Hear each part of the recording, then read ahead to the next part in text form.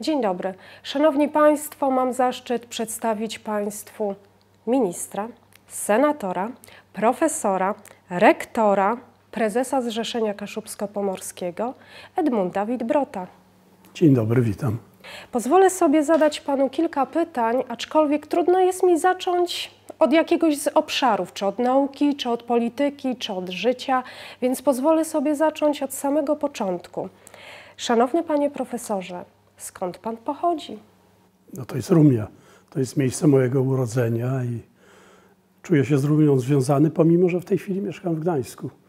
Bo to, co we mnie zostało, wiele emocji związanych z miejscem urodzenia, z kolegami, z tradycjami, które tam obowiązywały w Rumii, chociaż Rumia wtedy zupełnie inaczej wyglądała niż dzisiaj.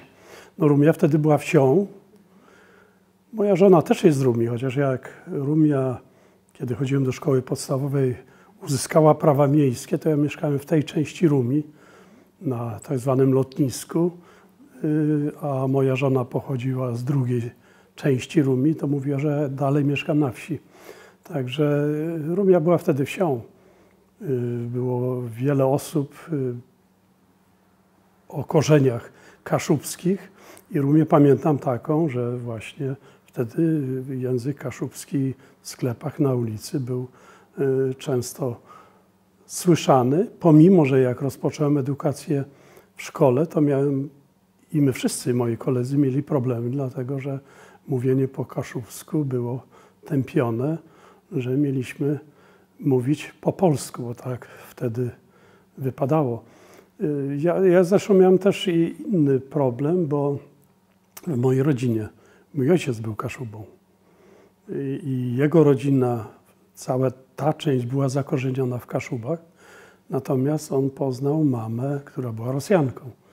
I wobec tego problem w moim domu był taki, że mama miała się nauczyć po polsku i dlatego mówiło się raczej po polsku. Żeby mama nauczyła się żeby polskiego. Mama nauczyła się polskiego, ale ojciec jak się spotykał ze swoją liczną rodziną, to język kaszubski był językiem obowiązkowym.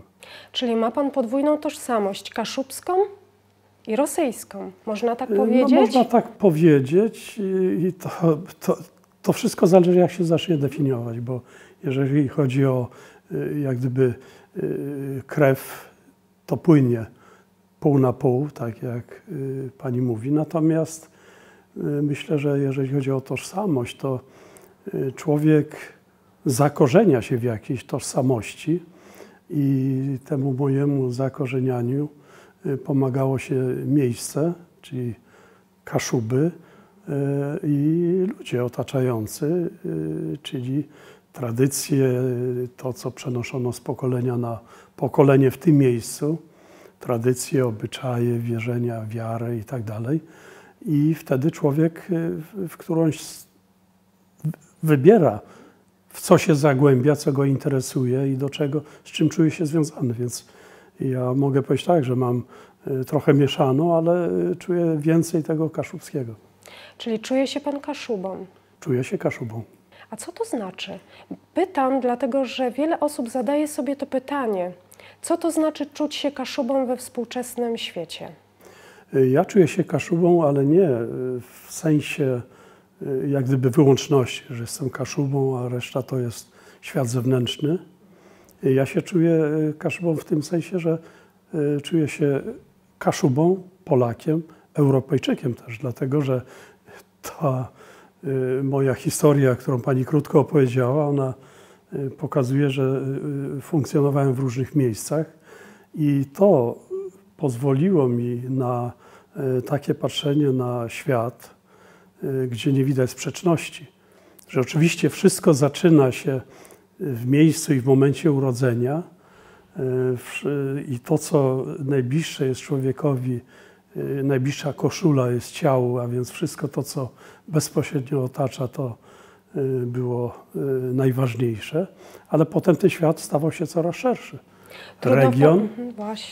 Region, to nie ma żadnej sprzeczności, czyli region też otwarty, że Kaszubi, ale też nie tylko, że region otwarty, potem kraj, naród, potem Europa. Zresztą do tego, że byłem chyba, myślę, takim patrzącym otwarcie od początku, to też ta sytuacja w Rumii mnie trochę przyzwyczaiła, bo oczywiście ja powiedziałem, że Kaszubów było bardzo wielu i ten język kaszubski był słyszany na ulicach, a nawet w szkole, mimo że nie były zakazy, ale też na przykład w Rumii bardzo często, właśnie co roku pamiętam, były tabory cygańskie. Cyganie przyjeżdżali, rozbijali obóz i pamiętam to może dlatego dobrze, że to było blisko mojego domu. 100-200 metrów były tabory, mnie to interesowało, bo to była inność. To Czyli była taka też wielokulturowość w mikroskali. taka wielokulturowość, ona jakby u mnie była Naturalna. dostrzegana i naturalna od samego początku, bo mnie interesowały oczywiście te barwy, te tabory, te konie, ale też muzyka, którą było często słychać. To, co oni tam robili, te patelnie, cynowali i tak dalej. Także to wszystko się jakby uzupełniało i to powodowało, że widziałem w tym jak gdyby różnorodność, która otwiera i budzi ciekawość. I mimo, że ja otwartość na świat. W Rumii też wtedy, bo Rumia była wsią, to my sami zresztą mieliśmy, co prawda nie konie, nie krowy, ale tak były, ale mieliśmy chlewiki, mieliśmy owce, mieliśmy kozy, króliki, kury i tak dalej, czyli cała taka hodowla przywiązana i wobec tego i łąki, i koszenie i tak dalej, to wszystko tam działało i funkcjonowało. Czyli pan profesor przebył tak naprawdę niesamowitą drogę z wsi rumskiej do Parlamentu Europejskiego, bo należy tutaj wspomnieć, szanowni państwo, że bez profesora Edmunda Wittbrota nie wiem, czy bylibyśmy w Unii Europejskiej, pozwolę sobie tak powiedzieć. To pan wydeptał setki kilometrów w Parlamencie Europejskim. No tak, niektórzy mówią, że duże znaczenie dla tej wielkiej integracji, która nastąpiła w 2004 roku, potrzebna była ciężka praca. Ale i potrzebna była zmiana traktatowa. Czyli potrzebne były takie regulacje, które powodowały, że taka Unia złożona, wtedy powiększona o 10 państw, że zdolna byłaby do podejmowania jakichkolwiek decyzji. I w tej części brałem udział, dlatego że byłem członkiem Konwentu Europejskiego, jednym z 3 przedstawicieli Polski, bo wtedy był jeden przedstawiciel rządu i 2 parlamentów, czyli wtedy byłem senatorem, więc Senat mnie wybrał na tego, który będzie jednym z tych parlamentarnych przedstawicieli. Tym większy zaszczyt przeprowadzania rozmowy z panem profesorem. Tak, ale jednocześnie to było dla mnie paroletnie doświadczenie, które pokazało, jak czasami trudno jest się dogadywać wtedy, kiedy są różnice w poglądach, różne interesy, kiedy nie ma otwartości i tak dalej i trudno podejmować decyzje i skutecznie działać. Tak sobie myślę, panie profesorze, że pana właśnie zaplecze wielokulturowe z dzieciństwa pomogło panu w tym, aby być otwartym na świat i móc dogadać się z innymi, co jest niezwykle ważne w dzisiejszym świecie. Ale zanim porozmawiamy o tym, co teraz, bo dzisiejsza rzeczywistość jest wyjątkowo trudna, chciałabym się jeszcze zapytać, jaka była droga u pana profesora od naukowca do polityka, bo to jest niesamowite. Profesor, jakby na to nie patrzeć, jednego z najlepszych wydziałów w Polsce, jak i w Europie, Wydziału Mechanicznego Politechniki Gdańskiej, były rektor Politechniki Gdańskiej i tak skuteczny polityk. Jak to się stało? Też się nad tym zastanawiałem i kiedy na przykład rozmawiam z ludźmi młodymi i się zastanawiam, co im radzić, jaką drogę mają wybierać, czy trafili, czy nie trafili co do wyboru, bo muszę powiedzieć, że ja nigdy nie myślałem, wracając do tego początku, że ja nawet będę naukowcem, że nigdy nie myślałem, że zostanę na uczelni, że nigdy nie myślałem, że potem przejdę do jakichś takich działań Świat społecznych polityki. I do polityki, i to nie tylko krajowej albo międzynarodowej. Więc mnie się wydaje, że w dużej części to jest tak, że to, co jest przed nami, jest dużą niewiadomą. I człowiek powinien być otwarty na myślenie, które pozwala rozwiązywać te problemy wszystkie, które się pojawiają i te sprawy rozwiązywać, które są do rozwiązania. Czyli powinien być otwarty i powinien mieć wiedzę i umiejętności do takiego myślenia, które pozwala krytycznie oceniać to, co wokół się dzieje. I to się chyba trochę tak zaczęło i to był jeden element, a drugi to jest ludzie. Człowiek trafia na ludzi i dopiero z takich styków, rozmów i tak dalej podejmuje decyzje. I tak było chyba w moim przypadku, bo jeszcze jak wrócę do rodziny swojej, moja rodzina była prosta. Ojciec był murarzem, mama właściwie wykształcenia nie miała żadnego, bo to by trzeba było zacząć, że oni się spotkali w obozie koncentracyjnym w Dachau. Ojciec był tam wywieziony na robotę i tam poznał mamę, która też była wywieziona, jak już była wojna rosyjsko-niemiecka i ona obsługiwała ten obóz. Także ona tutaj startowała, tu zaczynała, ale wtedy patrzenie na życie było takie. Mężczyzna nawet nie powinien liceum kończyć, tylko szkołę zawodową, technikum, powinien mieć fach.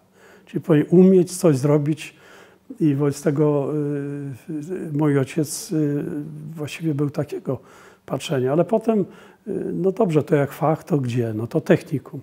No to wybrałem technikum mechaniczno-elektryczne, bo w razie czego i mechanik, i elektryk. No tak, ale potem trafiłem na nauczycieli, którzy powiedzieli, że mam, jakoś dobrze mi szło, bo miałem dobre wyniki, bo musiałem wszystko rozumieć, a nie pamiętać. I dlatego nie miałem, właściwie prawie nigdy się nie wkuwałem na pani, bo to rozumiałem. I potem nauczyciele mną kierowali, bo powiedzieli, ty jesteś dobry, ty powinieneś iść na Politechnikę. Też nie myślałem. Na Politechnice no, powinien zostać na uczelni, bo chciałem iść do przemysłu, bo zawsze mówię, nie, ja będę inżynierem, będę projektował, będę rozwiązywał jakieś problemy, ale się okazało, że znowu trafiłem na takich profesorów, którzy powiedzieli, że no, mam na tyle talentu i wiedzy i kompetencji już kończąc studia, że powinien zostać na uczelni. Bo jeszcze miałem taki epizod w życiu muzyczny. Bo jak byłem w szkole średniej, to miałem zespół. Ale zaczęło się od techniki, dlatego że ciekawiło mnie, dlaczego jak powstała gitara elektryczna, że ona gra, że nie potrzeba pudła rezonansowego i przećwiczyłem to w laboratoryjnie, można powiedzieć, bo zrobiłem sobie gitarę elektryczną. Czyli naukowiec pana profesora wyszedł. Ale tylko że jak już zrobiłem gitarę, no to wtedy trzeba zacząć grać. Trzeba zacząć grać i tak się zaczęło i to były czasy Beatlesów, Shadowsów, Czerwonych Gitar. No proszę. I żeśmy to grali w zespole nawet do tego momentu, jak jeszcze byłem na studiach. I potem jak już miałem znowu dylemat, co dalej, bo ja nawet zarabiałem pieniądze grając, ale to wtedy mówię, to muszę wybrać albo. Albo muzyka, ale wtedy profesjonalnie muszę kontynuować, bo ja byłem dotąd amatorem, albo w naukę, ale wtedy nie ma czasu na muzykę i muzyka staje się takim hobby. No i ten wariant wybrałem i prawdę mówiąc nie żałuję, dlatego że trafiłem na dobrego promotora i udało mi się, co było wtedy wyjątkiem, 2 lata po studiach zrobić doktorat na uczelni technicznej. Panie profesorze, nie oszukujmy się, to nawet w dzisiejszych czasach jest wyjątkowo rzadkie. No to jest prawda, no tak. I potem to tak poszło, habilitacja, tytuł profesora. Wcześniej jeszcze, bo to nie tylko te obowiązki, ale byłem dziekanem wydziału. I myślę, że w dużym stopniu o tym, że zostałem rektorem, zadecydowała trochę postawa i patrzenie na otaczającą nas rzeczywistość, bo to były jeszcze czasy, trzeba dodać, poprzednia epoka, gdzie kto inny rządził, gdzie kto mógł awansować, kto nie, komu trzeba było albo nie podporządkowywać się, albo komu się przeciwstawiać. I ja akurat należałem do tych, którzy widzieli rzeczywistość, że powinna być inna niż była i za co niektórzy mnie próbowali tępić na wydziale, ale potem jak następowały zmiany, to okazało się, że to był argument pozytywny i po jednej kadencji dziekana zostałem wybrany na rektora Politechniki Gdańskiej, bo to były już czasy przełomu. To był 90 rok, czyli 30 lat temu zostałem rektorem i potem się otwiera inny świat. I potem to znowu karze właściwie trochę, albo powoduje, że patrzenie już i na wydział jest inne, bo wtedy rektor już widzi wszystkie wydziały, ale widzi też świat otaczający uczelnię, czyli to, co się dzieje pomiędzy uczelnią, pomiędzy uczelniami, to, co się dzieje w państwie, w ministerstwie, w rządzie i to otwierało na świat.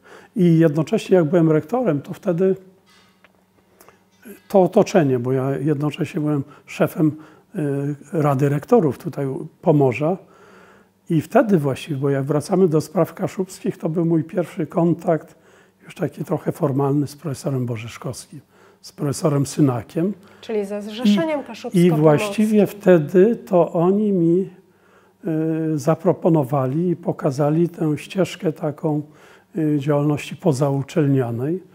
I to były dwie osoby wprowadzające mnie do Zrzeszenia Kaszubsko-Pomorskiego i początek lat 90. to był okres, kiedy sprawy kaszubskie stały mi się bliższe, ale w tym sensie, że zainteresowanie tą działalnością musiało być większe. No tak, wówczas powstało województwo pomorskie i Kaszubi znaleźli się w jednym województwie.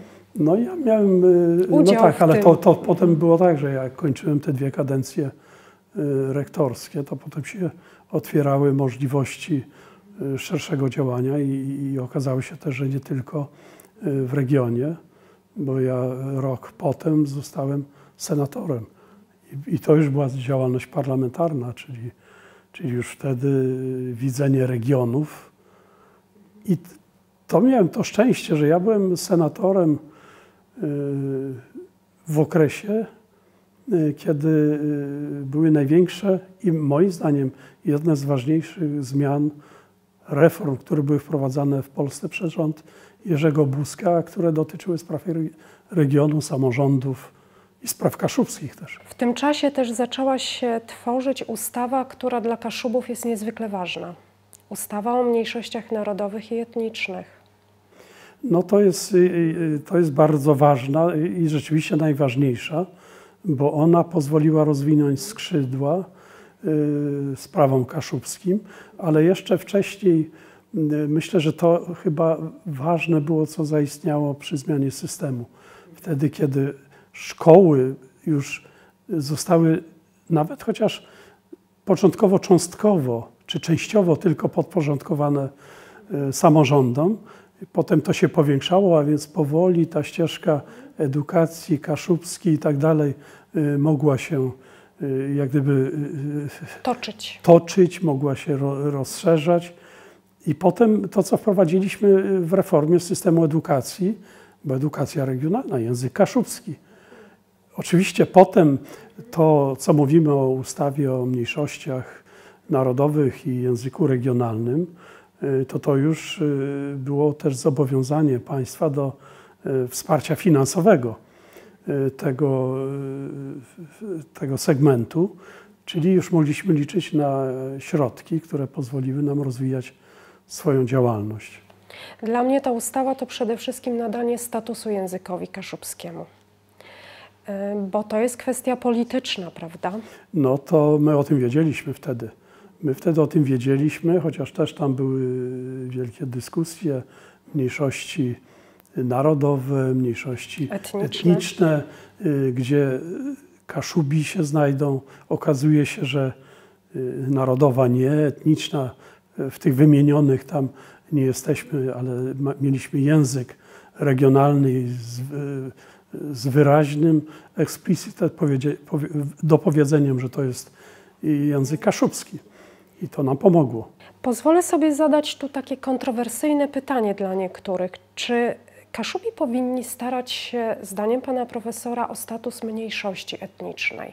Czy to coś by zmieniło dla społeczności kaszubskiej? Bo chroniony jest język, mamy fundusze na edukację regionalną, ale sami Kaszubi de facto nie istnieją w przestrzeni prawnej. Znaczy, my o tym wtedy dyskutowaliśmy i mieliśmy oczywiście dalej idące postulaty. Wtedy zresztą ta dyskusja w środowisku kaszubskim też trwała. I trwa. I trwa dalej, ale moim zdaniem, tak jak tego doświadczyłem, będąc prezesem Zrzeszenia Kaszubsko-Pomorskiego i rozmawiając z wieloma środowiskami, że ta sytuacja, którą dzisiaj mamy, jest właściwie taką, którą większość zaakceptowała i pomimo, że nie ma w ustawie, że jesteśmy mniejszością etniczną kaszubską, nam się udaje,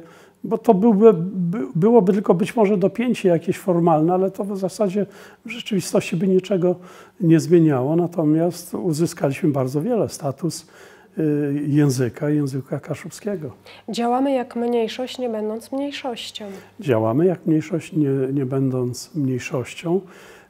Ja mówię, że my jesteśmy wspólnotą etniczną, która jest wspólnotą otwartą i powinna być otwartą. Ja bym się bał tylko jednej rzeczy, bo też niektóre dyskusje, one zawsze szły w kierunku zamykania. Jak się mówi mniejszość na przykład narodowa, to się zamyka w kręgu danego narodu. Co prawda tam też była dyskusja, bo definicja tam była potrzebna taka, że państwo i tak dalej, które za tym stoi, więc nie było nawet o czym mówić, że wspólnota, która jest otwarta na tyle, że wie, że działa w środowisku, nie jest sama nie tworzy tego regionu, czyli mamy partnerów, z którymi powinniśmy rozmawiać, których powinniśmy słuchać i z którymi powinniśmy współdziałać na rzecz rozwoju regionu i budowania tej szerokiej tożsamości tutaj naszego regionu, która zakorzenia. Dla mnie bardzo ważną, ja nie jestem człowiekiem od tych spraw, bo jestem od inżynierii, od kosmosu ostatnio, bo tu wprowadzałem przecież kierunek technologie kosmiczne i satelitarne, ale jest kwestia ludzi, którzy żyją w danym regionie i którzy się wrastają w ten region, który robią to świadomie, chcą się tu zakorzeniać.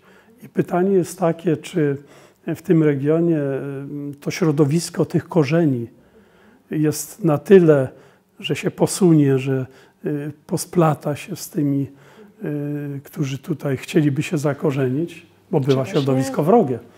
Bo to nawet wśród roślin jest też tak, że ta symbioza bywa trudna i ja chciałbym być, i tak to widzę, powinniśmy tworzyć taką wspólnotę, która widzi możliwość takiego która jest otwarta. Otwarcia, łączenia, współdziałania.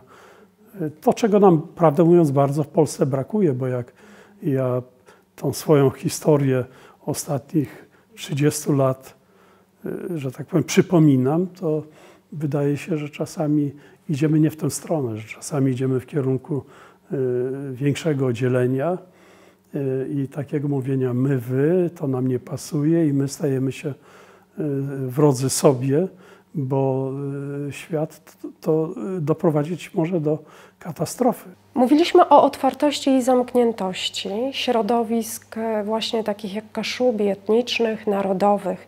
Ja mam następujące pytanie. Uczymy się języka kaszubskiego, przez to stajemy się również otwarci na innych. Wszystkie badania, które są prowadzone, wskazują, że w lekcjach języka kaszubskiego uczestniczą nie tylko osoby pochodzenia kaszubskiego. Co pan profesor o tym sądzi? Z jednej strony to cieszy, bo jeżeli mówiliśmy o możliwości zakorzeniania, to znaczy, że ci, którzy uczą się kaszubskiego, chcą w jakiś sposób wniknąć i poznać to środowisko, ale to jest wtedy tak, jeżeli to jest proces wynikający z naturalnej potrzeby rodzin, rodziców, dziecka, bo różnie można zachęcić. Także ja myślę, że to jest bardzo dobre, bo to jest właśnie idzie w duchu robienia miejsca na tych, którzy chcą się tu zakorzeniać. Także to cieszy, ale tu zawsze jest kwestia taka, ilość, jakość, bo mnie bardzo cieszy, że my mamy ponad 20 000 młodzieży, która uczy się języka kaszubskiego od przedszkola, powiedzmy, do szkoły średniej. Czy też etnofilologii? No tak, to potem też wymusza i studia, dlatego że nauczyciele są potrzebni, tych nam brakuje. Tylko zawsze jest pytanie, co jest takim głównym bodźcem, nie? Bo czasami jest tak, że ja się zastanawiam, co na przykład może zachęcać. Ciekawość, okej. Użyteczność, no. Można by polemizować. Ale dobrze, ale robimy wszystko, żeby można było wykorzystać na przykład do czytania coraz większej liczby książek, które zostały wydane w języku kaszubskim, organizowanie wystaw, filmy, sztuki i tak dalej, czyli język musi funkcjonować w środowisku, w urzędzie. No to, że są tablice dwujęzyczne, polski i kaszubski, to jest wtedy może nie tylko ciekawostka dla turysty, bo ci, którzy bywają na Pomorzu, tutaj słyszę same dobre opinie, no fajnie to się czyta, bo to język kaszubski inny. Albo menu w restauracji w języku kaszubskim. Tak, czy te inne takie, bo to jest znowu zaspokajanie ciekawości człowieka. Natomiast gorzej by było, gdyby jakieś były inne przyczyny. No, przyczyny mogą być chociażby takie, że no, my dobrze wiemy, że udało nam się w związku z ustawą, która była przyjęta wtedy w tym 2004 roku o języku regionalnym też, że otrzymujemy środki na rozwijanie i prowadzenie tego języka kaszubskiego w szkole. Gdyby to był taki przymus troszeczkę, bo nam się opłaca i dlatego nawet trochę na siłę zaczynamy trochę nawet przymuszać, bo efekt przymuszania będzie wręcz odwrotny, bo ktoś, kto jest przymuszany, no to on to odfajkuje, ale to nie pozwoli na zakorzenianie się. Także to jest z jednej strony cieszy, ale z drugiej strony też każe być czujnym, uważać i to, co my żeśmy planowali, myślę, że to jest interes naszej wspólnoty etnicznej, żebyśmy my przeprowadzili takie analizy, badania, jak te nasze możliwości są wykorzystywane w praktyce, czy można lepiej na przykład uczyć w szkołach, czy można zrobić więcej. Także... Jeżeli już o szkołach mowa, pan profesor był ministrem oświaty. Ministrem edukacji narodowej, czyli oświata i edukacja niezmiernie ważna dla pana profesora. No, tam wtedy to było takie ministerstwo, gdzie szkolnictwo wyższe było, tak. Czyli były wszystkie te segmenty edukacji w jednym. No wtedy to jest ten czas, kiedy my żeśmy wprowadzali język kaszubski, maturę w języku kaszubskim i żeśmy też wspierali na przykład elementarz kaszubski pierwszy, czyli te publikacje, czego nam potem inni zazdrościli, bo ja cały czas byłem w Senacie, ale to był ten czas. A propos, panie profesorze, matury z języka kaszubskiego, ja pozwolę sobie tutaj spojrzeć szerzej. Mnie bardzo zaskoczyły osobiście wyniki matur w naszym pomorskim na Kaszubach. No one nie są rewelacyjne, są poniżej średniej. Panie profesorze, co się dzieje? Dla Kaszubów zawsze ważna była edukacja. No więc właśnie to zastanawia pewnie wszystkich. Ja obserwuję to, co dotyczy kaszubskiego i mamy coraz mniej, mamy bardzo mało maturzystów. 20 000 dzieci uczy się języka kaszubskiego, a maturzystów? No tak, ale to jest znowu ta oferta i ta motywacja, która służy temu, że ten język kaszubski ktoś wybiera. Widocznie ona nie jest jeszcze wystarczająco silna, ale dużo zależy od nauczycieli. Bo my też jak już mówimy nie tylko tam o tym, z czego się cieszymy, bo żeby 21 tysięcy młodzieży uczyło się, to muszą być Nauczyciele. nauczyciele o odpowiednich kompetencjach, a jak mamy mało nauczycieli, no to siłą rzeczy musimy jakoś certyfikować ludzi, którzy uczą kaszubskiego i się okazuje, że tu też mamy jakiś problem i dlatego to, co cieszy, bo problem widzimy, to jest to, że udało nam się nawiązać takie partnerstwo ostatnio z Uniwersytetem Gdańskim i że ten kierunek etnofilologia kaszubska, że w tej chwili zrzeszenie i uniwersytet są partnerami, czyli będziemy się nawzajem wspierać, bo liczymy na to, że jednak nauczyciele będą lepiej trochę przygotowani do tych problemów, które spotyka się w tym właśnie, w tej części, żeby zachęcać, zainteresować i żeby efekty, które uzyska młodzież, będą lepsze. Ale to dotyczy, to co ja obserwuję, nie tylko kaszubskiego, bo mnie na przykład dziwi, że na przykład matematyka, język polski, jak patrzę na całe Pomorze, to dziwnym trafem od paru lat jesteśmy nieco poniżej średniej. I też pytam, przecież jeżeli chodzi o przekrój społeczeństwa, to niczym nie odstajemy. Ale potem też jak patrzę na dokształcanie nauczycieli, na przykład tam, gdzie nauczyciele mogą wybierać, czego by się chcieli douczyć, to na przykład się okazuje, że mniej interesuje ich na przykład matematyków to, żeby poprawić metody nauczania z tego przedmiotu, gdzie jesteśmy nieco poniżej, żebyśmy przeskoczyli, tylko na przykład chętnie wybierają język na przykład obcy, angielski, co nie dziwi z drugiej strony, bo on jest bardzo przydatny dzisiaj w otwartej Europie. Właśnie w otwartej Europie. Czyli tutaj, w tym systemie trzeba coś zmieniać, udoskonalić i myślę, to jest zadanie, które przed nami stoi, cały czas aktualne. I to nie jest tak, że jak raz znajdziemy rozwiązania, że to już może trwać cały czas. System edukacji wymaga ciągłego zastanawiania się, dostosowywania do zmieniających się potrzeb i rzeczywistości. Dokładnie, a ta rzeczywistość jest coraz bardziej zmienna. I coraz szybciej. I coraz szybciej. I wszystkiego nie możemy teraz uzasadnić tym, że wyniki w edukacji są gorsze, bo dzieci od marca się i młodzież uczyła online, prawda?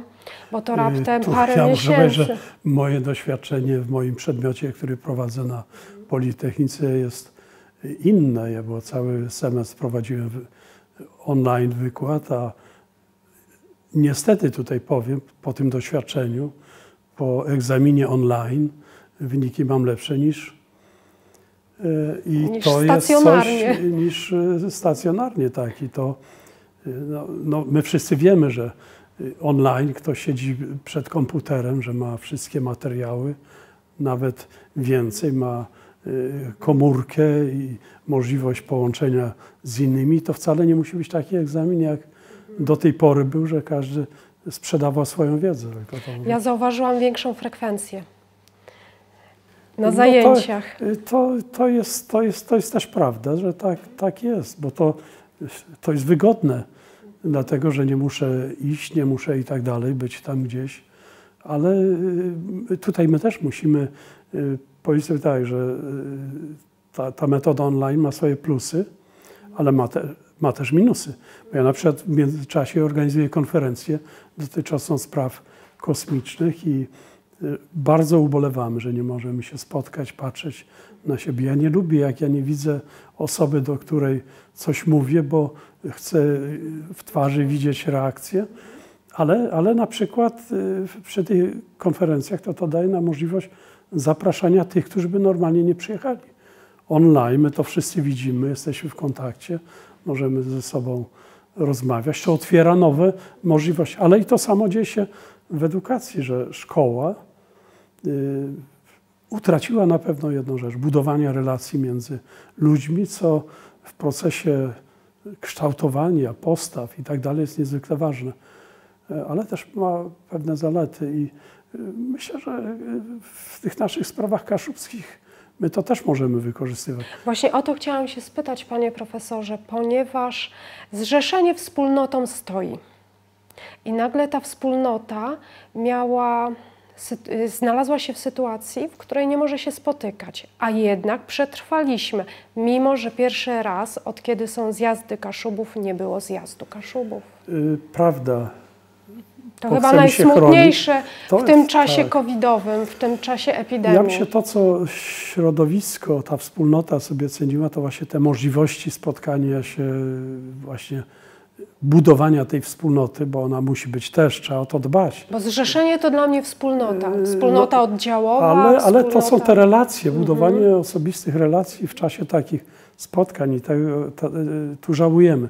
Natomiast szczęśliwie my żeśmy ostatnio poszli w e-komunikację, czyli korzystanie technologii informatycznych, czyli strona, możliwości komunikowania się poprzez maile, Zoomy i tam inne, czyli my właściwie wtedy też rozwijamy się w wykorzystaniu tych nowych technologii. Często spotkania nasze, czy na zarządzie, czy na Teamsach, tak, bo to różne mamy te możliwości, ale one się odbywają.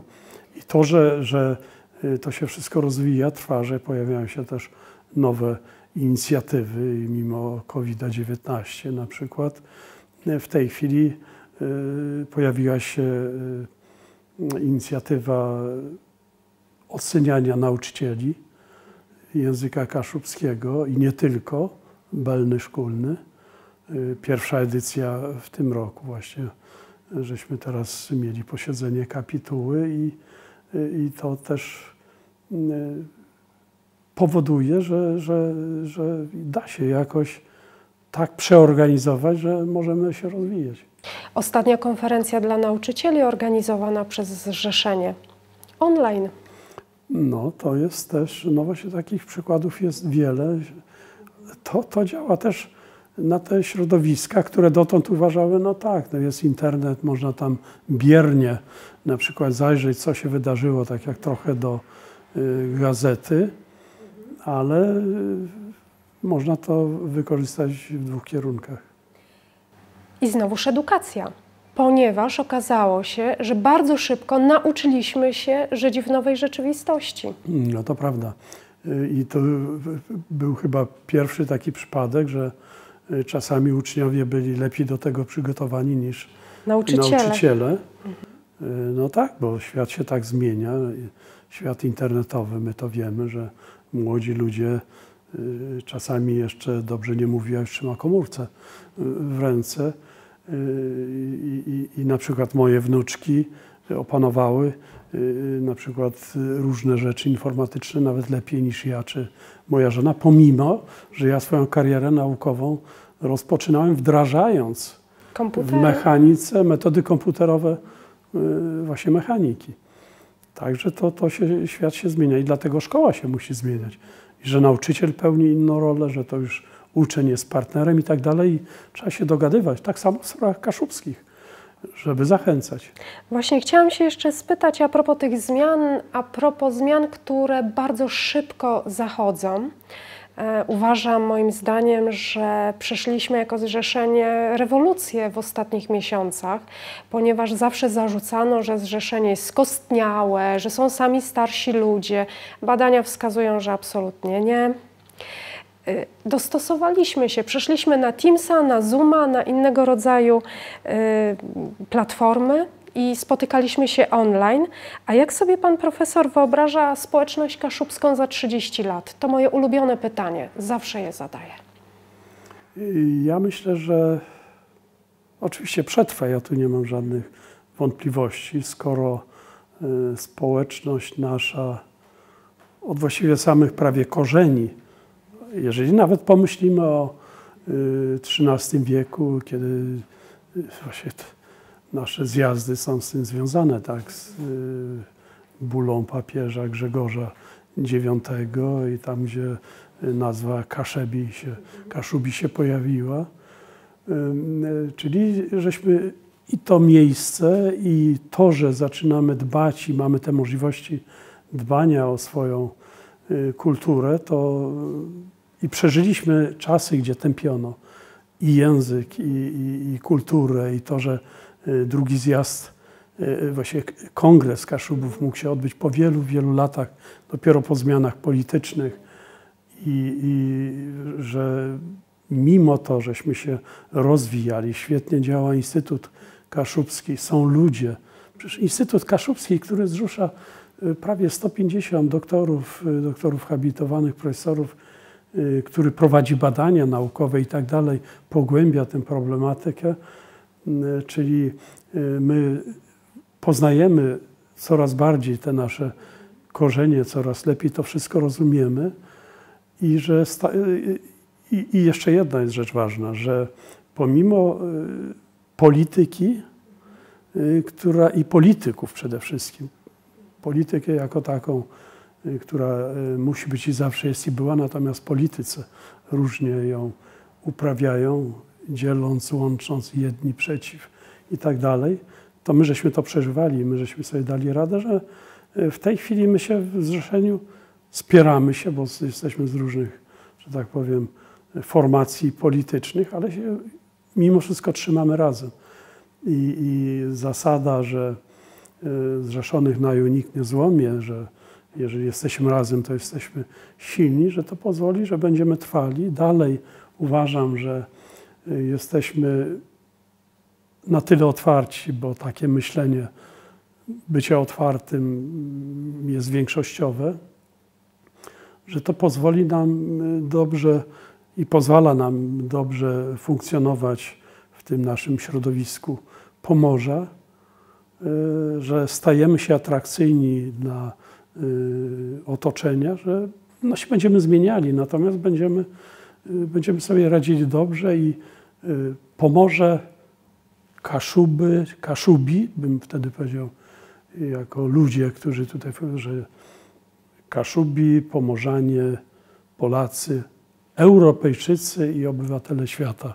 I tak będziemy funkcjonowali i to będzie przyciągało ludzi młodych. Bo to, co odpychało młodych, to, że niektórzy mówili, że albo. To odpycha. Jeżeli jest otwarcie na Europę i na świat, no to jest zachęcające, to jest przyciągające. A młodzi się według tych moich 3-letnich doświadczeń prezesowskich świetnie sobie radzą. Przecież mają grupę młodych, która działa, która ma kontakty międzynarodowe, która spotyka się i z Rzecznikiem Praw Obywatelskich i z innymi przedstawicielami innych grup etnicznych, nie tylko w Polsce, ale i za granicą. Także wypływa na szerokie wody. Także ja myślę, że będzie coraz więcej takich, którzy będą mówili, czuję się dumny, że jestem Kaszubą. Szanowny panie profesorze, zadam jeszcze jedno pytanie, które czasami pojawia się w przestrzeni zrzeszeniowej, szczególnie przy okazji walnych zjazdów delegatów. Co z kociewiakami? Ale ja nie mam wątpliwości, że miejsce dla kociewiaku jest w Zrzeszeniu Kaszubsko-Pomorskim, bo to jest Zrzeszenie Kaszubsko-Pomorskie. Może byłoby lepiej, gdyby to było Kaszubsko-Kociewskie, ale to jest historia i tego bym nie tykał. Natomiast Kaszubi też się różnią. Przecież inni są Kaszubi, Norda, Borowiacy i tak dalej.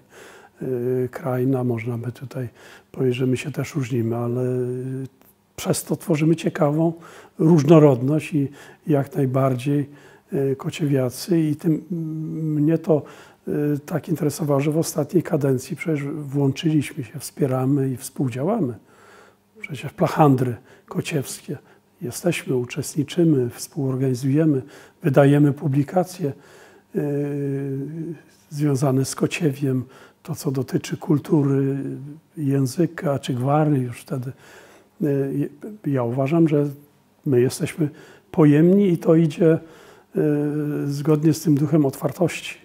Także to zwiększa naszą różnorodność, pokazuje bogactwo i czyni nas wtedy ciekawszymi jako Zrzeszenie Kaszubsko-Pomorskie dla otoczenia.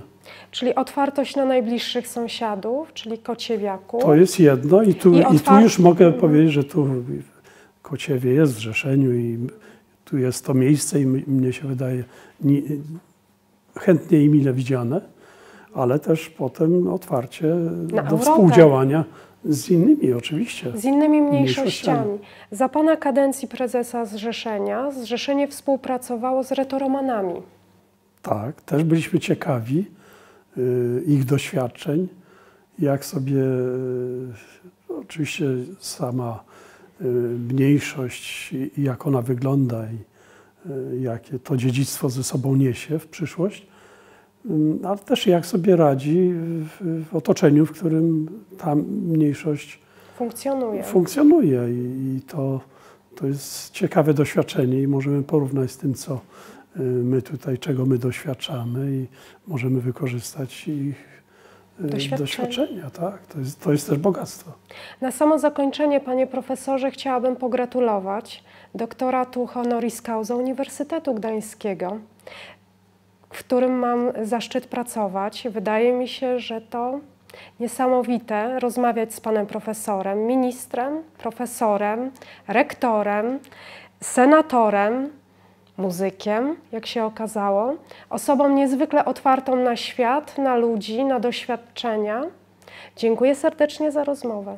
Ja dziękuję bardzo. Muszę być bardzo dumny z tego, że ta moja działalność została zauważona i doceniona i wyróżniona przez Senat Uniwersytetu Gdańskiego. Jestem bardzo dumny z tego. Szanowny panie profesorze, jest pan osobą nietuzinkową i jestem dumna, że jest również pan Kaszubą. Dziękuję bardzo. Szanowni państwo, dziękuję za uwagę. Monika Mazurek, Uniwersytet Gdański. Dziękuję bardzo.